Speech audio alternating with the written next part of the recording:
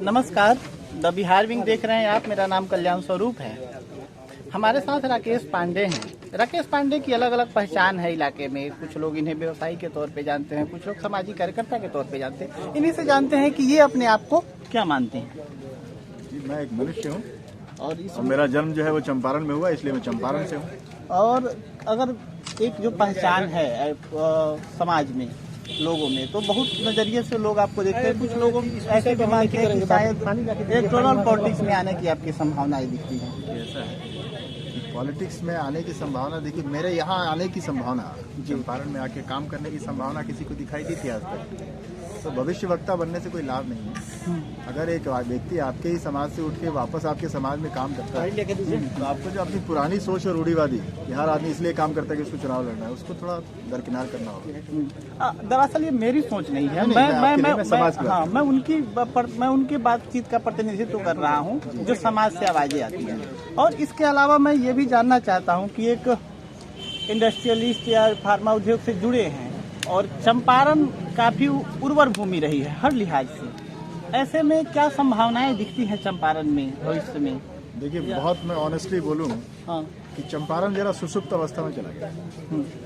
यहाँ जो युवाओं की जो शक्ति है उसका उपयोग सिर्फ और सिर्फ भीड़ इकट्ठा करने के लिए होता है। यहाँ ना तो कोई रोजगार का बड़ा साधन, ना कोई ऐसा। देखिए, अभी आप देखें शहर में पुस्तकालय की स्थिति अगर देख लें तो कितने पुस्तकालय हैं शहर में, सरकार की तरफ से या जनप्रतिनिधि की तरफ से या समाज सेवी लोगों की तरफ से, जहाँ बच्चे पढ़ेंगे। तो जब आपका भविष्य, जो युवा है वो आपका भविष्य है, वही पढ़ा लिखा नहीं होगा, आप क्या एक्सपेक्ट करते हैं समाज की दिशा में? तो देखिए, संभावनाएं बहुत थी, संभावनाएं बहुत हैं, लेकिन एक आगाज की जरूरत है, एक सोच बदलने की जरूरत है।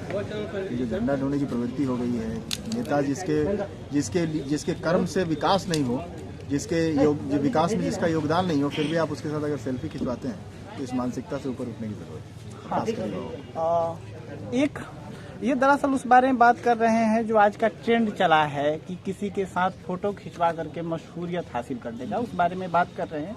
ये काम की बात है। और एक चंपारण में आपका एक प्रोजेक्ट भी चल रहा है छोटे बच्चों को स्कॉलरशिप देने का। तो इन सब कामों के पीछे का एक जो उद्देश्य है, क्या है वो? देखिए, मेरा पहले ही था कि मुझे स्वास्थ्य, शिक्षा और रोजगार के क्षेत्र में काम करना है। क्योंकि अगर आप एक सशक्त समाज बनाना चाहते हैं तो ये 3 इम्पोर्टेंट विषय हैं जिस पे आपको काम करना है। स्वास्थ्य है, जिस स्वास्थ्य के क्षेत्र में जब भी जहाँ मदद की जरूरत होती है हम लोग करते हैं।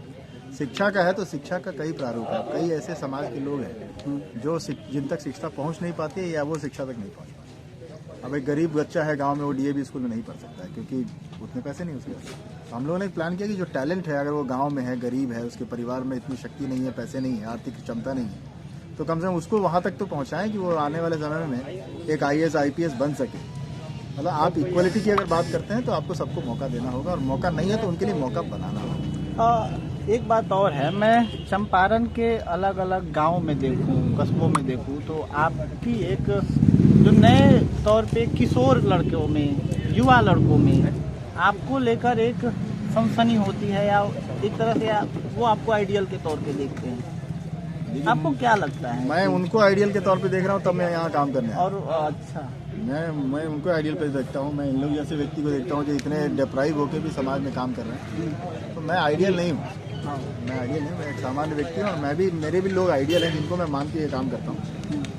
और स्वांत सुखाय आपने पढ़ा होगा, तुलसीदास ने जब रामचरितमानस की रचना की तो उनसे पूछा गया आपने कैसे किया, तो उन्होंने कहा स्वांत सुखाय के लिए किया। तो ये स्वांत सुखाय मेरे को आनंद आता है। तो ये बातचीत थी जो हम आपको करवा रहे थे, और मौका है कि एक शॉप है जो खोला गया है, और इस मौके पर थे ये। इस बातचीत में फिलहाल इतना ही, और इसी तरह के ग्राउंड रिपोर्ट्स अपडेट के लिए आप मेरे साथ जुड़े रहें।